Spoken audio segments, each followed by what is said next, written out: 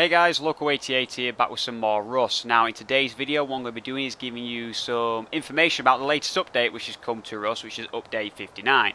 Now this update was released yesterday, so about 24 hours ago, and I came onto the server and I've looked into it and seen a couple of the changes which have been made. In this video what I'm going to be doing, I'm going to be covering the research table, the new SMG, the Beancan grenade, and also talking about the map. I'm going to show you each of these individually and talk about them as a whole as well. So firstly here, as you can see, this is the new research table. Now basically what this is actually used for is if there's any item in the world that you find and you haven't got the blueprint, what you can do is you can put the item, this is the new SMG, you can put the item into the research table and it'll tell you your chance of success of researching it and what materials you need. Once you click on the research, what basically then happens is there will be a time, I believe it can be around about 10 seconds. All this is subject to change, of course, and then it'll either make a blueprint, it could damage your item, or it could completely destroy it itself. What I'm going to do is I'm going to get some paper and some cloth, and we'll have a look and see what we can actually make.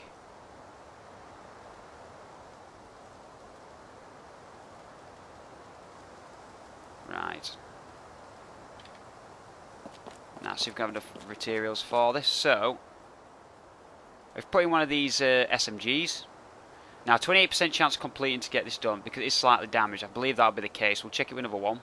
Yeah, that one's 30% chance because it's took no damage at all. But we'll try it with this one because there's no ammo in there. So 10 paper, 300 metal fragments, 100 wood, and 10 cloth. So we'll try and research that. The timer's going down now, as you can see. Let's see if this works. Nope, too unlucky. Fortunately though, it's not actually destroyed it, it's just completely damaged it, so we haven't lost the item itself, and we can actually get it repaired using the repair bench itself, which is over there. Now to actually make one of these research tables, it comes automatically in the actual crafting options here. Now as you can see, you need 1500 wood, 1000 metal fragments, and 1 repair bench. So you need to have a repair bench already in your inventory to be able to craft this. So for repair bench, it's 500 wood and another 100 metal fragments. So it's quite an expensive thing, but it's going to be extremely handy. But do remember, obviously the items could be lost or they could be completely destroyed. Luckily it didn't get lost, but still there. So it is a risk of using that, but obviously there's great reward as you can get the blueprints from a lot of items, what could be difficult to find the blueprints out in the actual lands themselves. So that's enough about the actual research table itself. The next thing I want to talk to you about and show you is this. Now this is the custom SMG. Now this is the new SMG which has actually been put in the game, and it's supposed to be balanced between the pistol and the Thompson. Now from what I've heard, the bullet damage isn't as high as the Thompson, but it's got a better rate of fire, and I've also heard that the accuracy is a lot better as well. So what we're going to do is use these 16 rounds out of one of these windows and see how stable this actually is.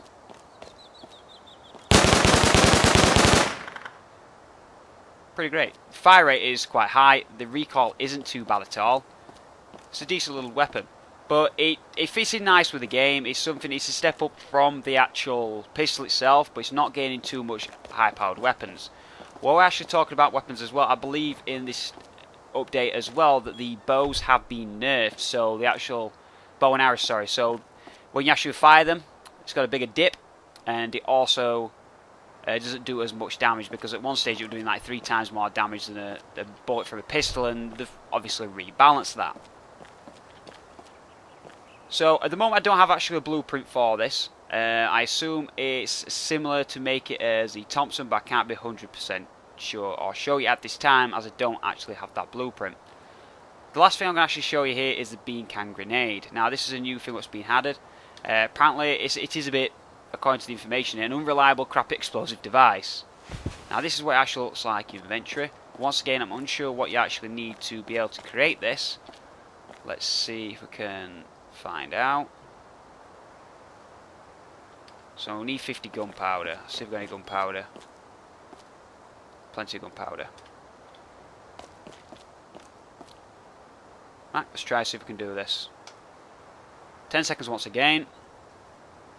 So I'm curious to what how you make these. I don't know if one of my guys made them, got blueprints, or if you just found them. Yep, got the blueprint. So now I can study this blueprint.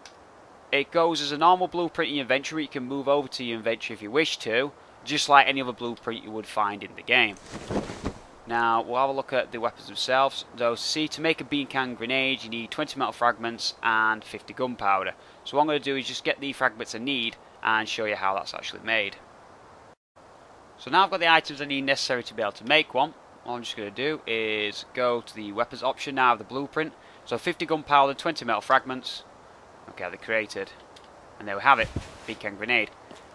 Once I do actually find the blueprints for the SMG, I do need to get the actual supplies, and I can actually tell you guys about that. I'll put the information down below in the description, so the information will be there on how you actually can make these. Someone's outside. Can make these once I know myself.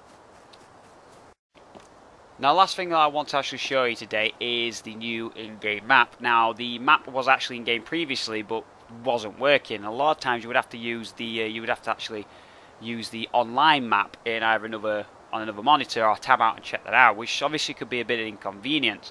So what they've actually got now is the map themselves. Now what you need to do is actually find the blueprint for the map. The map is 10 pieces of paper to actually create, and what I'm going to do now is show you how to actually use the map. So what you basically need to do, once it's actually in your tool belt, you need to hold down G. Now as you can see, basically at the moment in time, that is where I am. That's all the map can see. It's like a fog of war, like you get in a lot of games. Once you explore the more of the actual map itself, the more of the map will be revealed. There's also an option as well, so you can actually make notes on the map of particular locations, enemy bases, and colour coded, just like you can draw on signs which are in game and things like that. So it's a very useful piece of kit. It's not too OP in the sense where it's just a map anyway, but you have actually got to explore to be able to unlock the map. So it has got a sense that you do need to actually explore. You're not getting anything handed on the plate, and you can make your own little personal notes, like where, like I say, your allied base site, enemy bases, any good spots to go for anything in particular. It can be a very handy piece of kit. All in all, it's been a pretty good update. Looking forward to some more updates to come.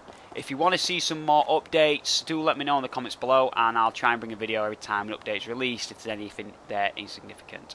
Hope you enjoyed the video. If you have, don't forget to give it a like, and I'll see you on the next one.